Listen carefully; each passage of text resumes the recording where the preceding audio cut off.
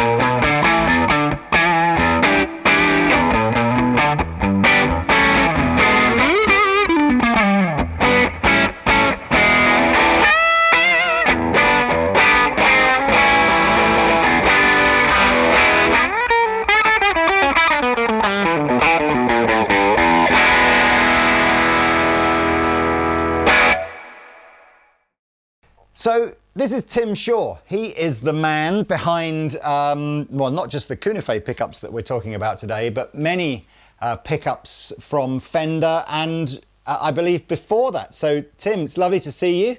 Good morning.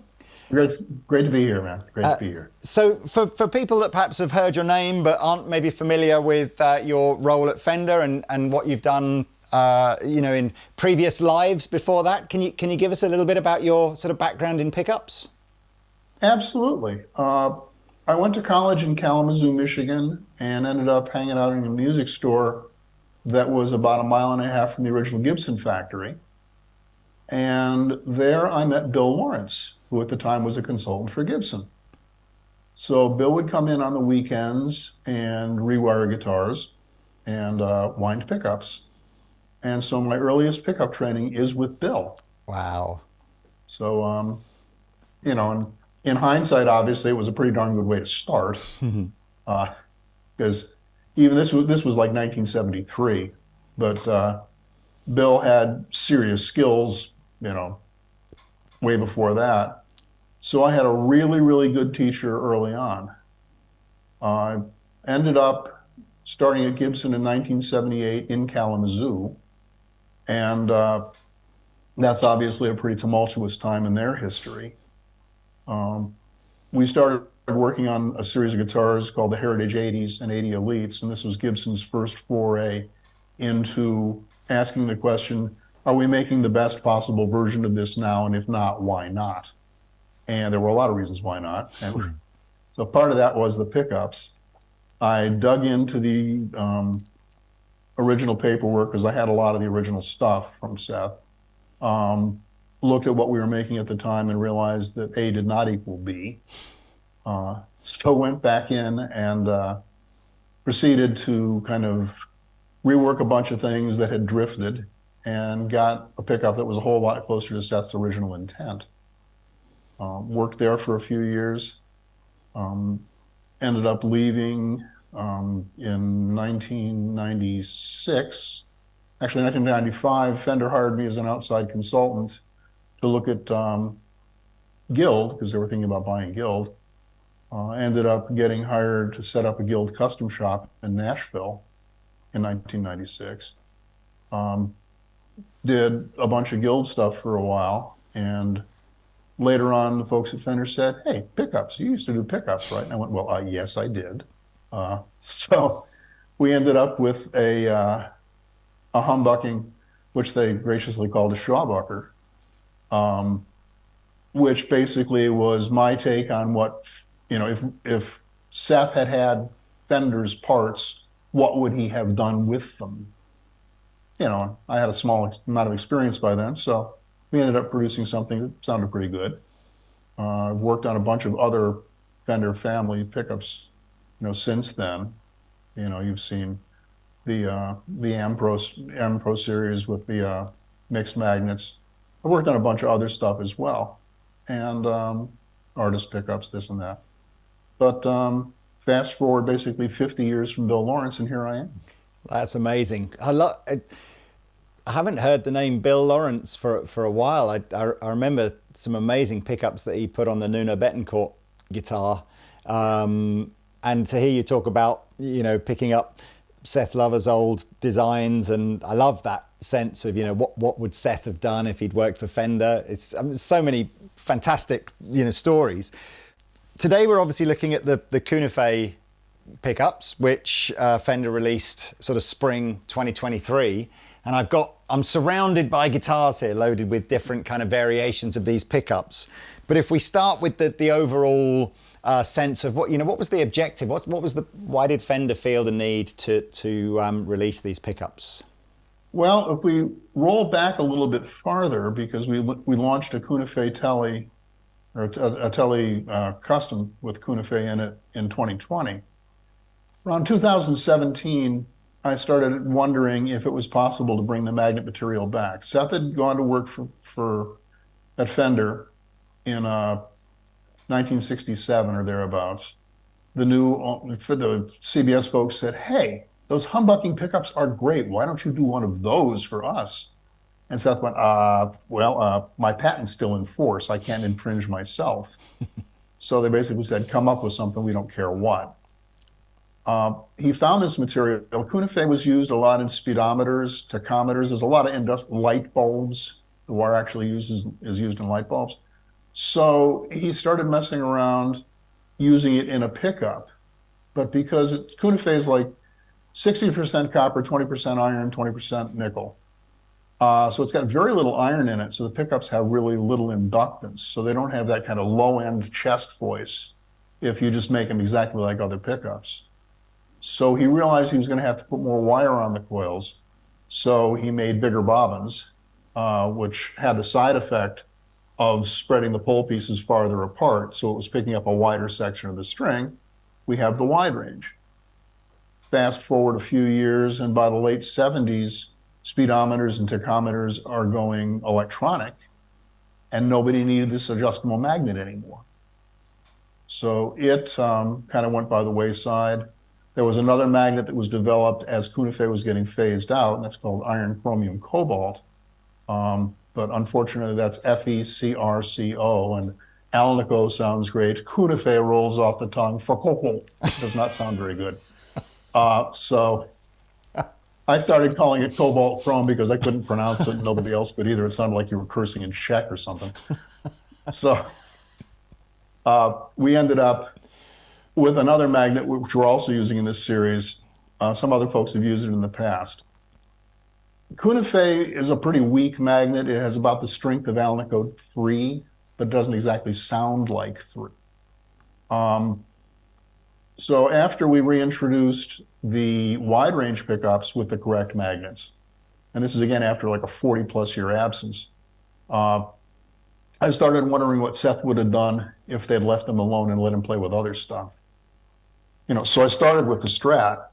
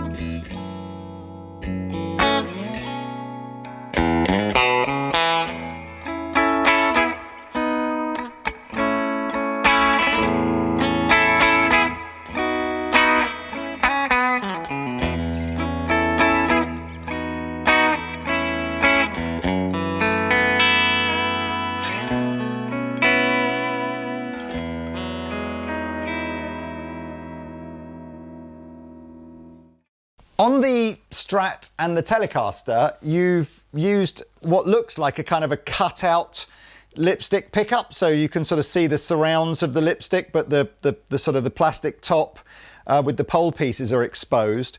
Was that just something that visually looked nice, or is there a sort of an audio reason to use that kind of a cover? There are a couple reasons for the appearance of the pickups. A, I did like the way they would potentially look, but I mentioned earlier that I had to deal with the existing Fender form factors in terms of how big stuff was. But my challenge was I had to get a whole lot of wire on a pickup that didn't necessarily want a whole lot of wire. And the amount and the gauge mattered a lot. You couldn't just simply put a million turns of some really fine stuff on there and have it work. So the thinner metal cover on a Strat pickup allowed me to make the bobbins bigger and get everything I needed in as little space as I could cram. There was a lot inside there. So you're literally talking like neck pickup. You're literally talking the difference between a plastic pickup cover being, say, maybe 1 millimeter thick, and the metal one being half a millimeter or 1/3 millimeter thick. So, yeah, the plastic cover's about 1.25 mils, right? And this is a 0.5 millimeter. And so just that extra space just allowed you to get the extra windings on. Well, that's cool. It also, we get shielding out of it too, which doesn't hurt anything. Because the pickup doesn't have a whole lot of iron in it, it's a pretty quiet pickup in terms of 60-cycle hum anyway. We've done a little bit of shielding, but the top is essentially open, so we're not damping as a metal cover would damp. So it all mattered. That's very interesting.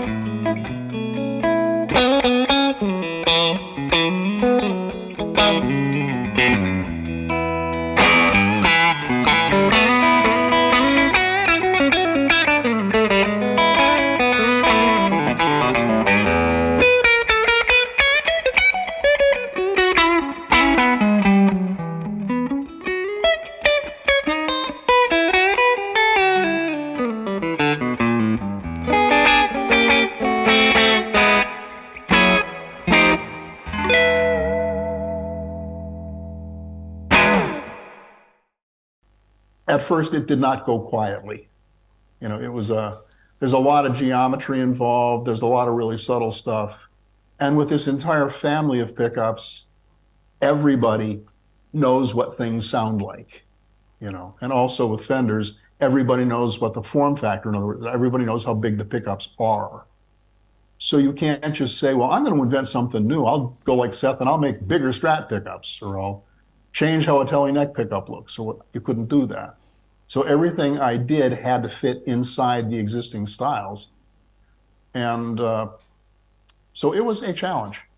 You know, these pickups, if you want a Strat pickup, you know, okay, fair enough. You know, come back after lunch and I'll have something for you. You want a humbucker, you know, it's a couple more parts, so maybe, you know, afternoon tea or something, I'll have you something. I worked on these things for about 3 years. Wow. So it took a minute. Well, look, we've got, as I said, we're going to have a bit of a playthrough of these so the people watching the video will be able to hear the differences. Is there a sort of, you know, I love talking to, you know, guitar and amp designers, because guitar players have all kinds of crazy words that they use to describe how something sounds. But, you know, have you got a, can you put into sort of simple words how you would feel a set of CuNiFe Strat pickups, for example, might differ from a set of, you know, 60s, you know, that typical sort of, you know, heavy bass and heavy treble kind of scooped mid-range kind of vibe. How is the CuNiFe different to that? The interesting thing about CuNiFe is that even when you overdrive it, there's always something hanging up on the top. There's always a high-end sparkle is not a bad word. Presence is a better one, perhaps. You can always hear it. And there's always something that quietly cuts through the mix. You can take, for instance, like the bridge pickup of the Jazzmaster, run it through a wall of pedals, and it'll still say, hi, I'm here, no matter what. It never totally mushes out. The challenge with the Strat set was to do something with a really, really iconic instrument and get something that was musically interesting. I've always believed that guitars are tools and dreams. They have to give us the sound we want, the volume we have to play at, and we have to want to play them. And if we don't want to play them, nothing else matters. So the original challenge with all these things was musicality. You know, basically, if I didn't want to play it, you were never going to hear it. And if people who, like, you know, after I had enough of them to show folks, if they didn't want to play it, the design wasn't fixed yet. So the Strat set, the neck pickup is full and clean, but it's not mushy. The middle pickup actually has a really, really strong chest voice. The middle pickup is very much present. For some folks, the middle pickup's kind of an afterthought. And the bridge pickup is is bright, but it's not spiky. Because I hate, that kind of 2,500 hertz bang you between the eyes sound is something I loathe. So the set had to do that. And on the Strat set, the 2 and 4 positions, the quack sounds, had to be cool, because if they weren't cool, who cared? Well, now, I mean, I think that's useful, and that definitely helps sort of perhaps separate what to expect from these from a regular set. You mentioned before that I said on the 5 guitars that we've got here, the Tele Deluxe set have been done before, so they are the sort of the wide range CuNiFe humbuckers. So we'll have a little play with those. There's a traditional looking Jazzmaster set, and then there's like a wide range Jazzmaster set, which again, I've never seen Jazzmaster pickups done as a wide range before, which will be interesting to hear. But they're all still the CuNiFe magnets. But I think the Tele set is not CuNiFe, right? That's a different Correct. alloy. So So can we just finish then on what we might, again, if you can use that similar language to kind of try and explain how they might be different from a traditional Tele set? Absolutely. I said a minute ago that CuNiFe has about the power of Alnico 3. It has not the same attack, but the same style of attack, in the sense that the onset transient, the rise time of the note with CuNiFe, is not fast and spiky. it kind of comes up, it's not like it's compressed, but there is a kind of a smooth transition into the note envelope. When I was working on the Teles, I realized that I didn't exactly have a blackguard sound out of it.